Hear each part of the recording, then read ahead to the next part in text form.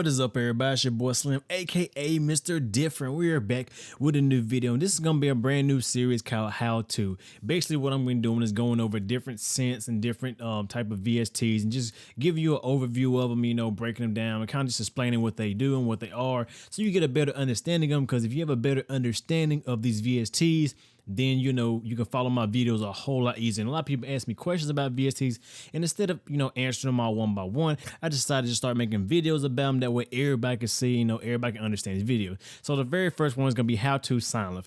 If you don't know what Sylenth1 is a additive subtractive type of synthesis plugin. It's very popular, used by a bunch of different producers, engineers and people like that. And it just became a wildly popular VST because of how simplified it is, but how powerful it can be in the same time. So here it is right here, Sylenth, and very dope plugin. I really like it. This is my first plugin I'll actually learn how to do real sound design on. So if you want to start off with sound design, learn it. This is a great one to start off with. But let's get into the interface.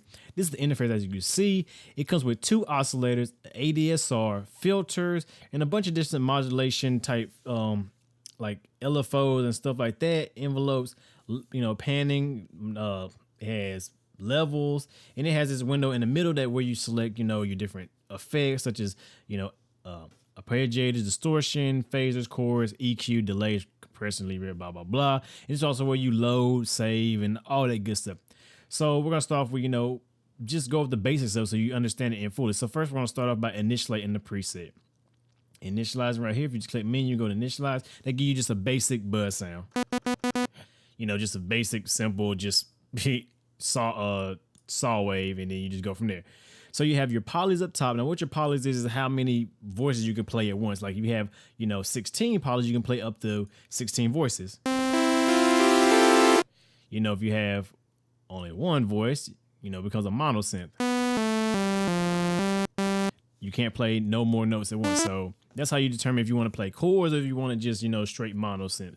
So, polyphonic or monophonic. And then you have your part A, part B, which is, that gives you two extra oscillators. So in total, you have 4 oscillators, which is pretty cool.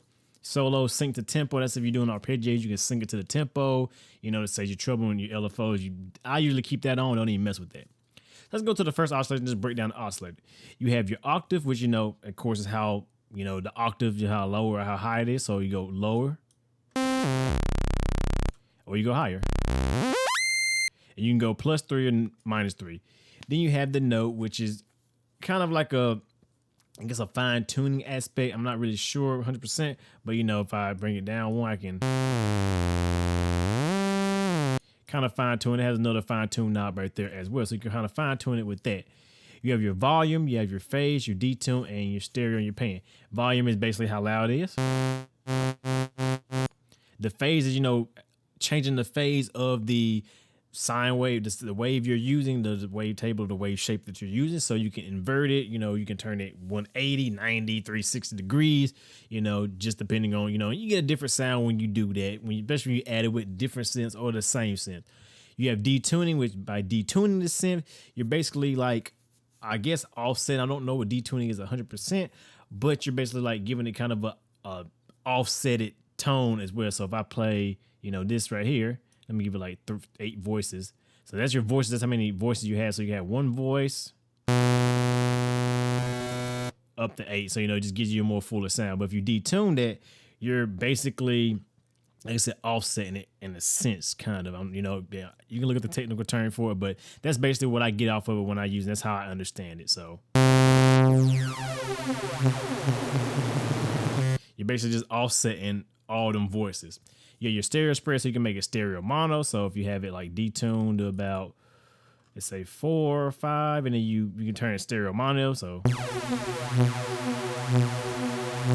stereo mono, and then you have your pan. So pretty self-explanatory right there. Okay, you have your invert, so you can invert the sine wave, so you can completely flip it upside down. That's if you have 2 of the same sine wave. Let's say I have 2 triangle waves right here, have them both 8 voices. If I invert it, basically cancel one of them out. Let's turn it down to 1 so you can hear it better. And then let's turn the detuning down. You know, just inverts it. Well, if you do a sine wave, I think it does it better. I guess not. Guess I'd be wrong on that. But that's the way you can invert. You can just pretty much flip the wave, you know, upside down. So that's pretty cool right there. You know, it helps out. It gives you a different tone if you're going to, you know, essentially make sounds.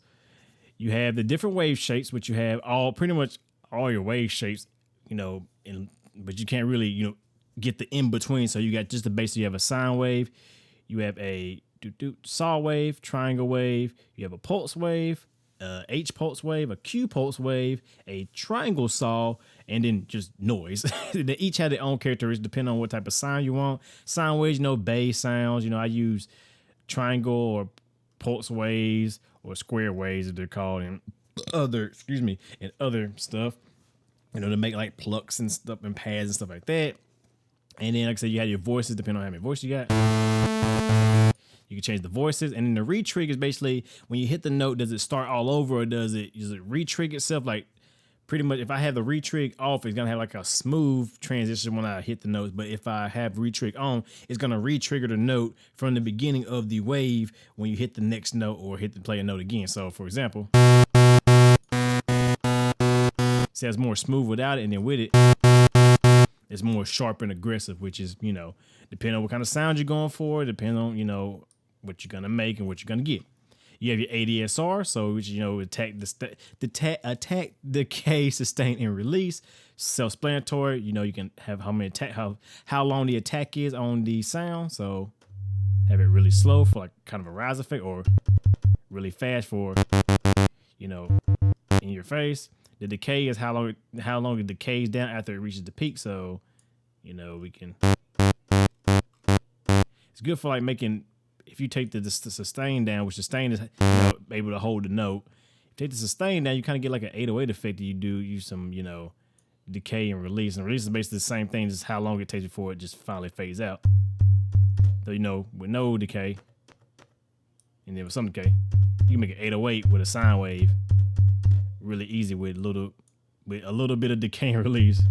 You know, just depending on what kind of sound you want. You know, if I want a pad sound, I would detune like a, let's see, hold my sustain up. I would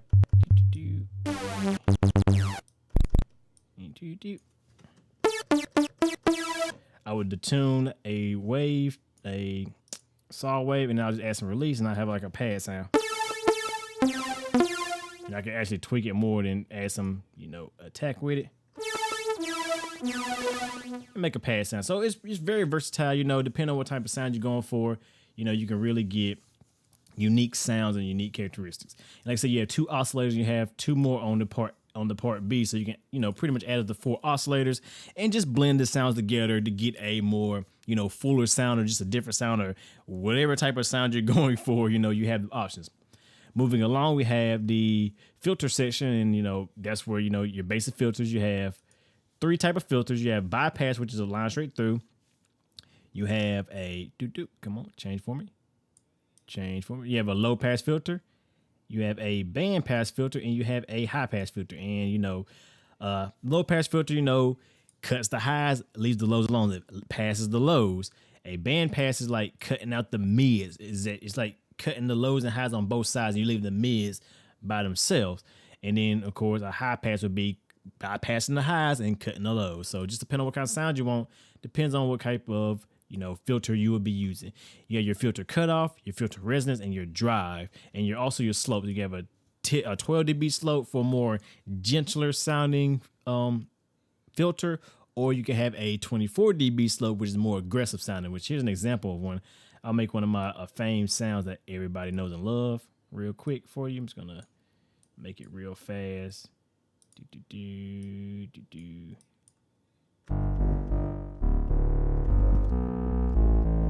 then, you know, playing with the filter, I can cut out how many highs and lows I need. I can add some drive to it to give it more of a stronger sound. Add resonance to it to give it, just add that resonance. But, be careful resonance, because too much resonance gives you that ringing sound.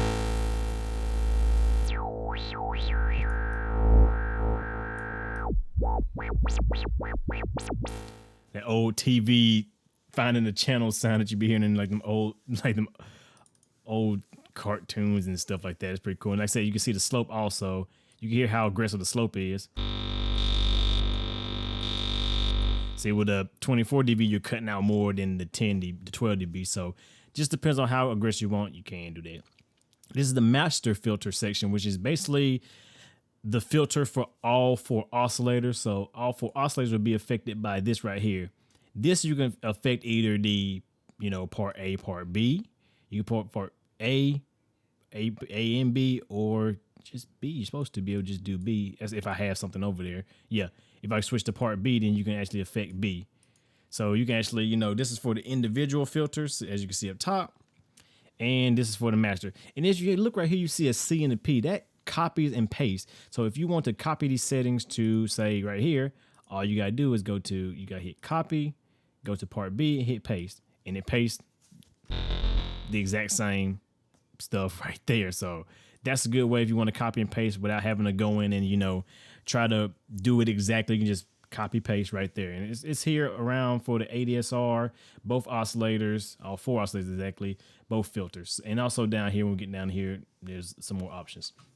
Now you have your mod envelope. And basically you have the ability to modulate or modify any aspect of your beat, of your sound. So you can modify the volume, the pitch, the phase, the panning, cut out, blah, blah, blah, whatever you want to, modulate. So say if I want to do my pitch, I like to do this when I make little riser sounds.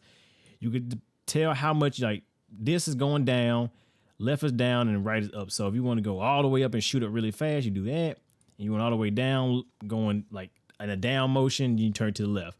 So if I want to make like kind of a, like that DJ Snake type of, turn down for what type of sound, I would just add some attack. And see how it just,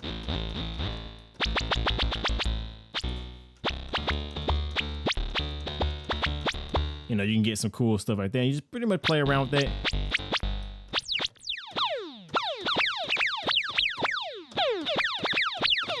You get some really unique sounds that way. So you have 2 of them. You have 2 mod envelopes. Like I said, you have 2 mod envelopes. You have 2 spaces and slots for them to get the total of 4 different, well, 2 per modulation envelope. That makes sense. All right. Next, we have the LFO. And, if you know what LFO is, basically it's a low frequency oscillator. Basically, it is a oscillator like these, but it's so low that you can only hear movement. That's what that means. So LFO is basically the ability to hear movement. It's an oscillator, not the same oscillator one of these that generates a tone, but an oscillator that generates movement. So if I add one, say let's go to my pan. Let's LFO my pan, and let's turn it all the way so you get an example. The rate is how fast and how fast it moves. So if you have it synced to your beat, it's going to sync to the tempo, and that determine how fast it is. The gain is how much is going to happen, and the offset is just an offset of it. Free is kind of wildly, loosely going crazy, and then you have different LFO types. To get different type of LFO movements. So this is the basic movement right here that you can hear it go from left to right really fast. Now once I bring the rate up, let's just bring the rate in and it tells you how the rate and what timing is going to be, and then you just turn the gain up, and the more gain you have, of course, the more you'll hear the LFO. And then like I said, the more you want to go all the way to the left, all the way to the right, or just kind of barely in between, just depends. But I'm gonna over exaggerate so y'all can hear it.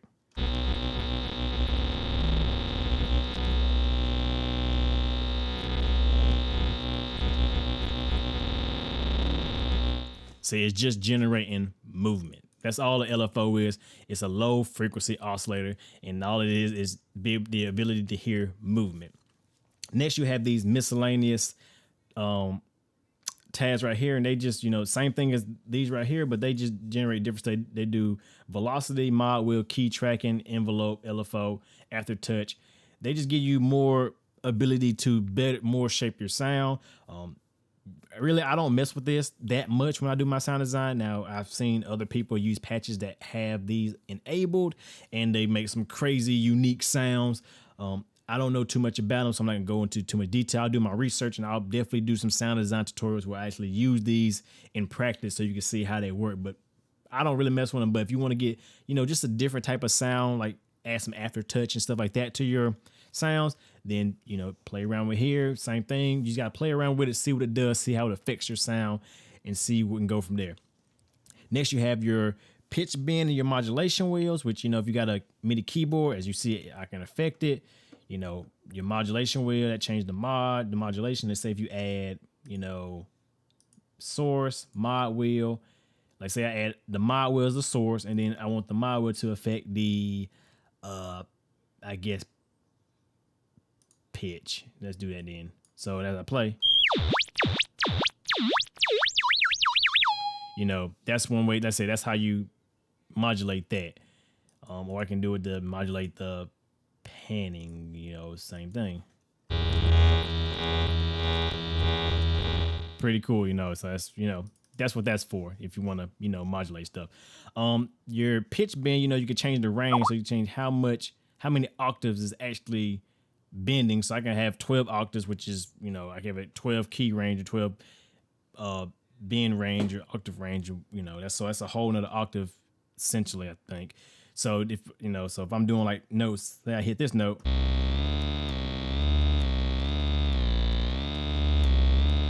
I can bend it. So I usually like to use about 24 because 24 is like a really good bend.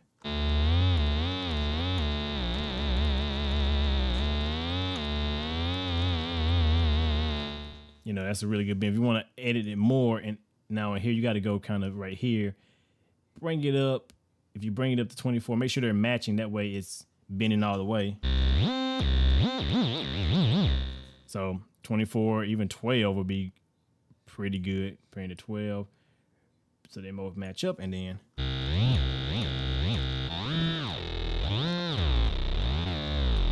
you get some pretty cool tight. That's how you hear a lot of these R&B tracks do these cool modulation, mod wheel type of stuff. They use that to do that. And then last but not least is the mono legato switch over here in portamento. So basically you can turn it from a note slide for no slide, like have it normal portamento or sliding portamento. You can turn it on by the mode, and then you can tell how much of that portamento you actually want. So the higher the number, the longer the slide. So with no portamento, it just kind of goes from each note one by one. And if I add some portamento, say about 5, see how it just glides across?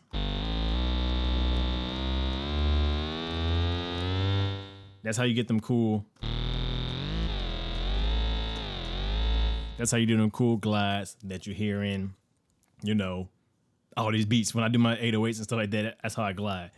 And then right up in here, we have the different effects. You have a arpeggiator, so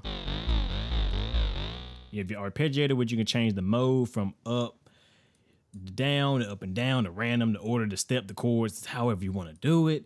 Your timing, your gate, your octaves, your rap, and then your range, basically, how you want to do it. So you can kind of just make kind of a cool, I don't even know. And you can add some hold to it as well. I just kind of draw in stuff and then make it up and down, and then key, and then maybe 2 octaves, I don't know. And then I can change the timing around.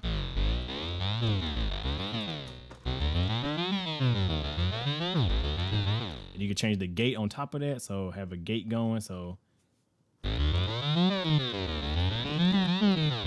really I just play around with that and just kind of play around with it, and then mess with the type of sound and try to get where you want. Let's say you have your transpose and your velocity on top of that, so you can really get some unique arpeggiators just by using that. You have distortion, which is what it is. You have 5 different types of distortions, from fold back, clip, this one right here, which is pretty cool, and then you have bit crush. And you have a wet and dry knob for the distortion, which is pretty cool. Next, you have phaser. I like phaser because it gives that nice kind of moving effect too. You have all your different parameters, the LFO rate, the LFO gain, the feedback, wet, dry, spread, frequency, and everything like that. So you really just tweak around with them, got cool fit right there. You have chorus, which, kind of doubles the effect in a sense. Just makes it more full. If you want to add some more fullness to your sounds, add some chorus. You have your EQ, which EQ is basically what it is. You can mess with the bass, the bass, the treble frequency. That's all it pretty much has. And then you have 2-pole and 1-pole modes, which I don't really understand that too much, but you just play around with it and see if it gives you a different effect, different sound. Then you have delay, which echo, delay. We all know what that is. Same parameters as any other one. You got ping pong, wet, dry, length, feedback, spread, the low cut, the high cut. Pretty good. You have a reverb. Not the best reverb, but it works. And then you have a compressor, which I really, really use. Standard stuff, ratio, threshold, attack, and release. Standard stuff for a compressor. So that's pretty much a little overview of, Sylenth. And what I also want to say, my bad. And if you want to load in presets, you can load in presets or banks and save all that right there. So boop, and register it. Make sure you buy your copy and register it. But anyway, that is Sylenth1 in a nutshell. Pretty basic synth, but very powerful and very useful. And like I said, it's a really good synth if you want to kind of dive into sound design. I would highly suggest starting with Sylenth because additive and subtractive synthesis is really easy to understand. Once you start getting into FM synthesis and stuff of that nature, and there's other synthesis out there, but additive and subtractive is the easiest to understand, the easiest to make sounds. Like you can make a bunch of sounds, no real type of sound, but a lot of synthetic sounds. You can make some pretty dope ones just by using Sylenth alone. I'd have made complete beats with nothing but Sylenth using sound, making sound design there. So with that being said, I hope you enjoyed the video. I hope it's better, help you understand it. So when I do more videos using Sylenth, you better understand, can grasp it. I can just kind of go through it real quick and show you how to get to the sound instead of explaining stuff to you. But with that being said, y'all know who it is. It's your boy Slim, aka Mr. Different, Mr. Not Motivated by the Money, but the like, comment, subscribe, and views. I hope you enjoyed this video, and I shall see y'all in the next one. Y'all have a good one.